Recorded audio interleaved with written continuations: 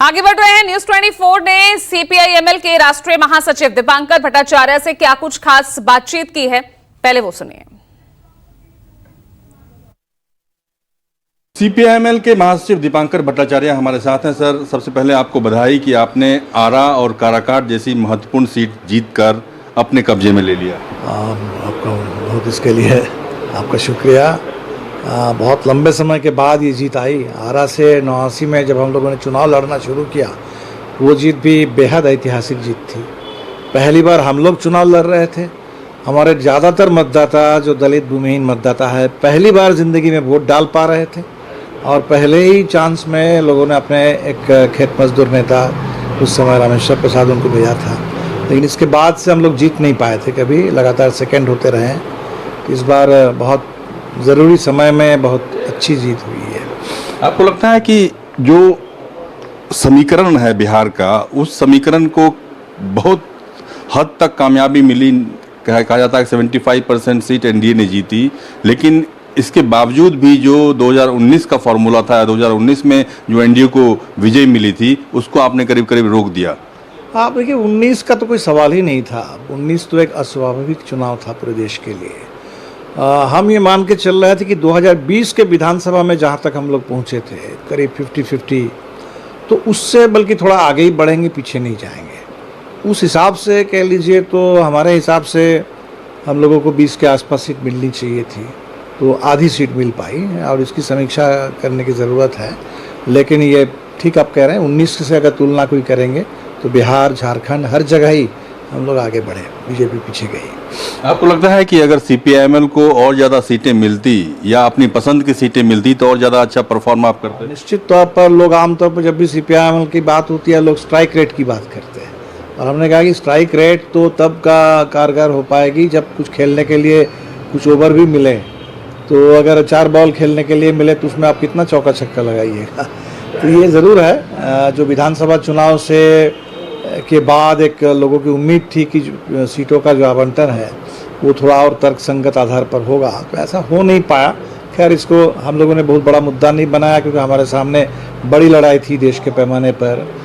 और अब आगे चल करके हो सकता है हम लोग कुछ समीक्षा करें। जैसे सिवान की सीट है, निश्चित तौर पर उस सीट माले को मिलनी चाहिए थी, और उस सीट अगर हमें मिलती तो हमें तो लगता है कि न सिर्फ हम लोग सिवान जीतते, बल्कि उस पूरे रेंज में सिवान, छपरा, महाराजगंज, गोपालगंज, वो जो पूरा इलाका है, उस पूरे इलाके में बेहतर प्रदर्शन करते हैं।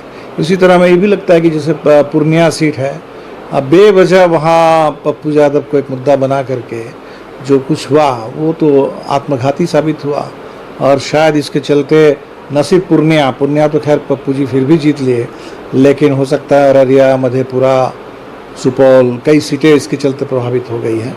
इस पर आगे हम लोग समीक्षा करेंगे ज़रूर, लेकिन जितना हुआ है इससे बिल्कुल स्पष्ट है कि जो लोग ये कह रहे थे कि भारतीय जनता पार्टी को कोई खास असर नहीं होगा, जो भी नुकसान होगा वो नीतीश जी को होगा और सहयोगी दलों को होगा, ऐसा लेकिन नहीं हुआ।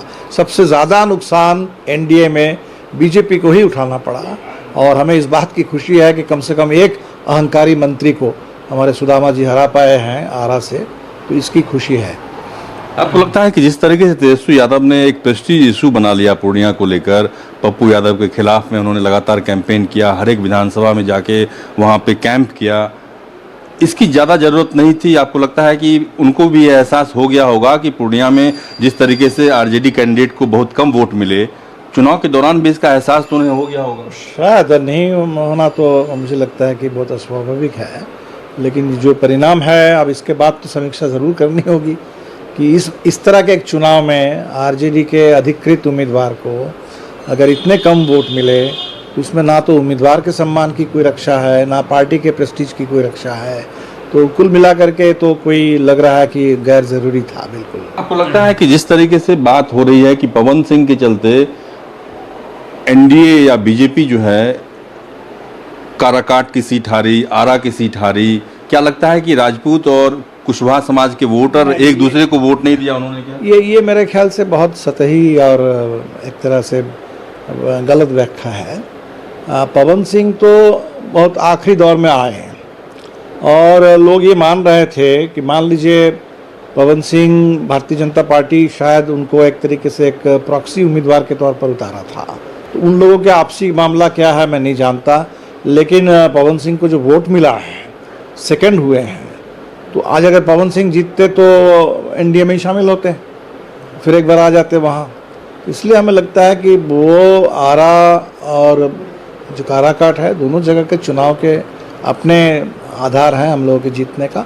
हाँ, ये ज़रूर है कि पवन सिंह, अभी तो भाजपा को ही बताना पड़ेगा, आसनसोल से भाजपा के घोषित उम्मीदवार थे, और जब बंगाल में इसको लेकर के बहुत ज़्यादा विरोध होने लगा तो भारतीय जनता पार्टी को लगा होगा कि बंगाल में हमारे लिए मुसीबत आएगी, तो उन्होंने उनको वहाँ से हटाया। लेकिन कायदे से पवन सिंह भी तो आरा से लड़ना चाहते थे, तो वहाँ आर के सिंह थे और इसीलिए यहाँ आए। तो हमें तो लगता है कि ये बीजेपी का ही एक तरीके से एक स्ट्रेटेजी का पार्ट है।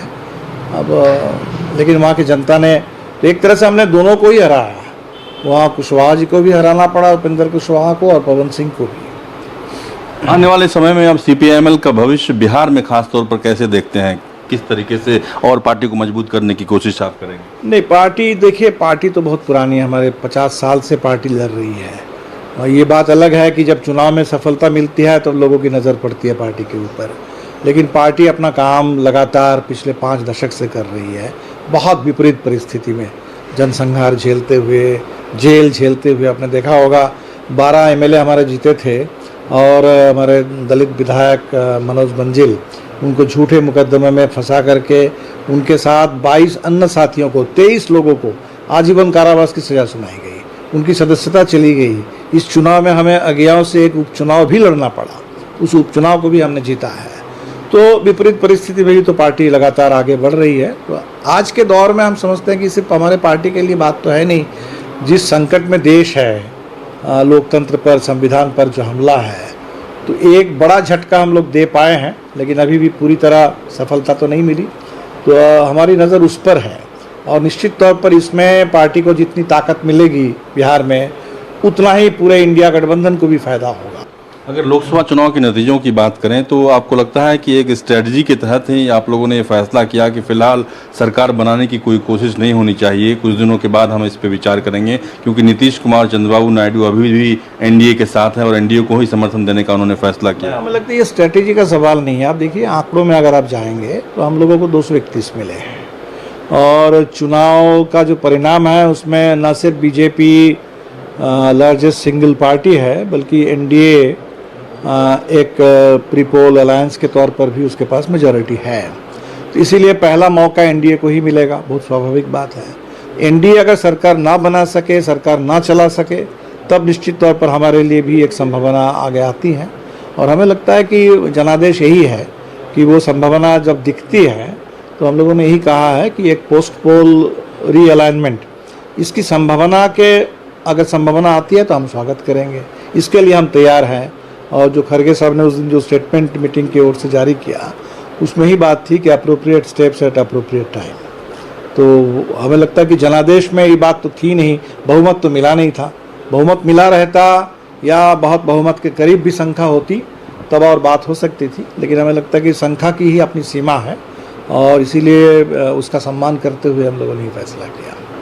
ये थे सीपीआई महासचिव दीपांकर भट्टाचार्य, जिन्होंने तमाम मुद्दों पर विस्तार से न्यूज़ 24 से बात की। कैमरा पर्सन राणा के साथ रमन कुमार, दिल्ली, न्यूज़ 24।